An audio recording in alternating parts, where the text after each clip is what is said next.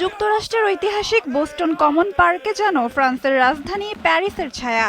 নীল, সাদা আর লাল পতাকায় ছেয়ে গেছে চারপাশ।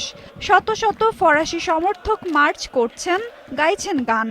লক্ষ্য একটাই, নরওয়েকে হারিয়ে গ্রুপ সেরা হওয়ার জন্য দলকে অনুপ্রেরণা দেওয়া।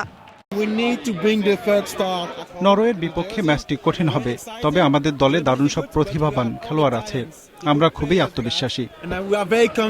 ফরাসিদের এই আত্মবিশ্বাসের বিপরীতে নরওয়ের সমর্থকরাও কিন্তু শান্ত নেই।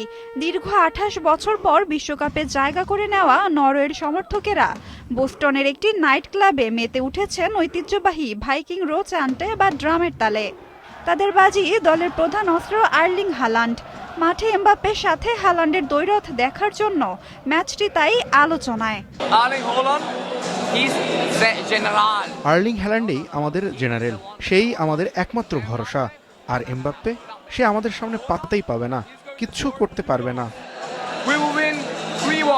মাঠের এই লড়াইয়ের সমীকরণ যখন জটিল, তখন মাঠের বাইরে এক অদ্ভুত ভবিষ্যৎবাণী আলোড়ন সৃষ্টি করেছে। Tarot card reader Christina Rivera দাবি করেছেন, আজ ফ্রান্সের ওপর আধিপত্য বিস্তার করবে নরওয়ে। কারণ নরওয়ের পক্ষে এসেছে দি চ্যারিয়ট বা এগিয়ে যাওয়ার কার্ড। অন্যদিকে ফ্রান্সের অধিনায়ক কিলিয়ান এমবাপ্পের জন্য এসেছে 7 অফ 1, যা মূলত রক্ষণাত্মক খেলার প্রতীক। রিভেরার মতে, ম্যাচে এমবাপ্পে হয়তো নিজের সেরা ফর্মে থাকবেন না।